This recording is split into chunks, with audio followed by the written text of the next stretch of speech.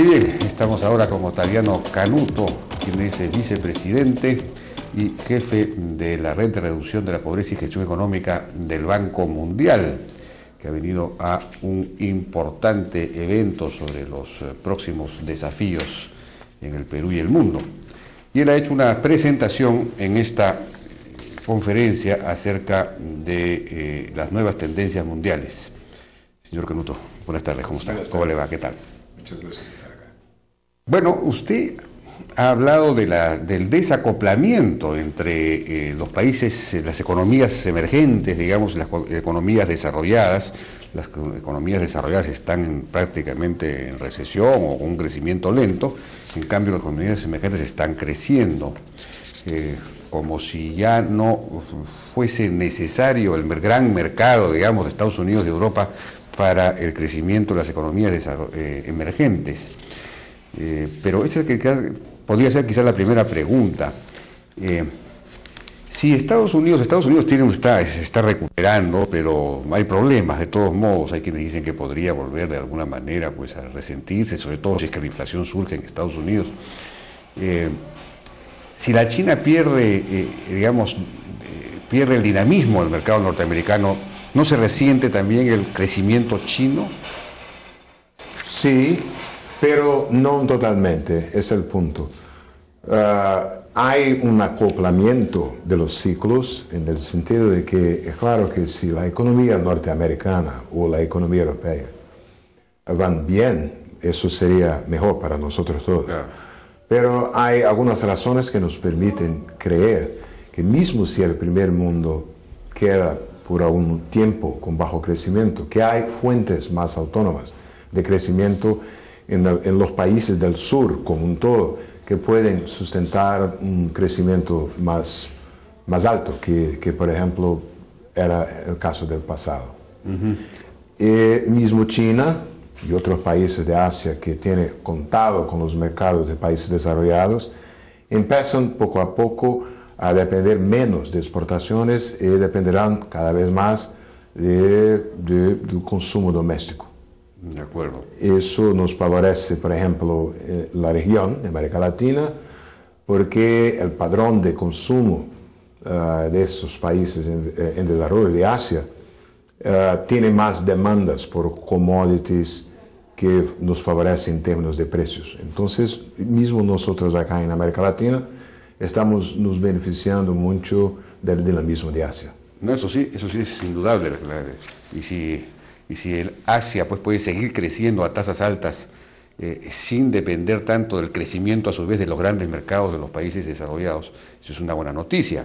Pero digamos que los países del sudeste asiático, por ejemplo, y la propia China, crecieron con esta estrategia exportadora, exportando a los países desarrollados, abasteciéndolos primero de manufacturas ligeras, digamos, y luego cada vez más sofisticadas.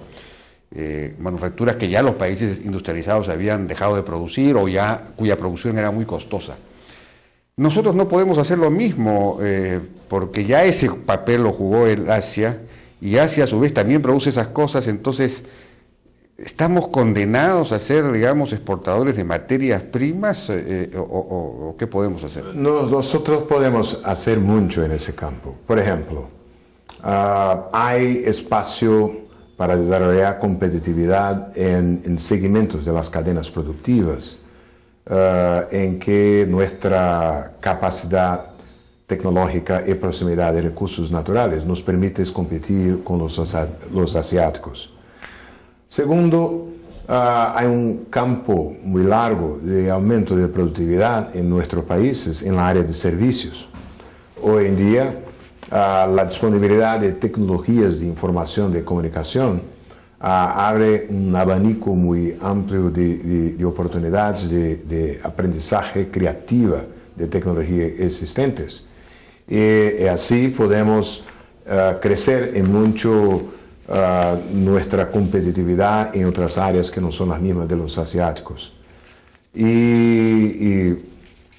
Nosotros tenemos espacio para continuar creciendo con inversiones en infraestructura, particularmente con la mejora de nuestro capital humano, aumento de capital humano. Bueno, usted dijo en su presentación que los recursos naturales pueden ser una bendición o una maldición. Así es. ¿De qué depende una u otra alternativa?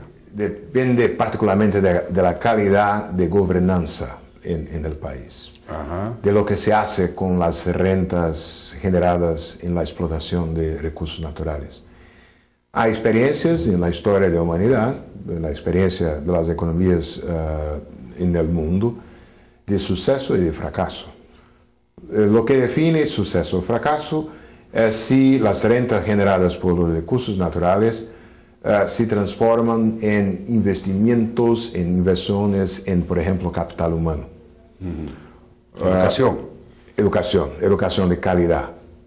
Porque los recursos, en la medida en que son exhauridos, ellos tienen que ser reemplazados por un otro tipo de activo en el país. Y el principal activo que se puede contar de manera permanente es la educación del pueblo. Entonces, hay casos en que la abundancia de recursos naturales permitió a los países construir una institucionalidad de transparencia, una institucionalidad de rendición de cuentas, una institucionalidad de acumulación de reservas para los momentos malos, pero principalmente los casos exitosos son los casos en que hubo inversión en capital humano y en infraestructura física. Muchos de los países hoy llamados desarrollados son países que pudieron dar sus grandes saltos si utilizando de su base de recursos naturales.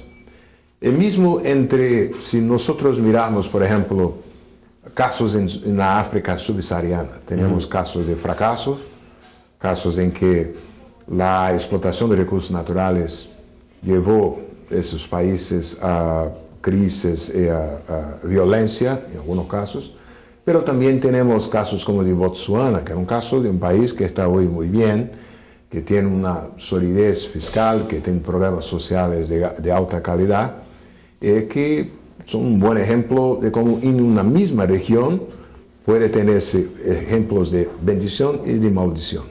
El caso de Venezuela, por ejemplo, ¿cómo lo calificaría usted? Un gran exportador de petróleo, una renta petrolera enorme, pero es un país que hace 2 o 3 años que ya no crece, más bien decrece, la pobreza no disminuye, en fin, y conocemos un poco la política venezolana de distribución muy populista de recursos.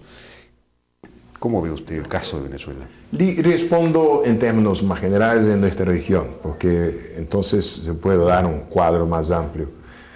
Nuestra región, América Latina, nosotros estamos en una situación ya de ingreso medio, donde hay una base productiva no necesariamente vinculada a la base de recursos naturales, el caso de todos los nuestros países de la región.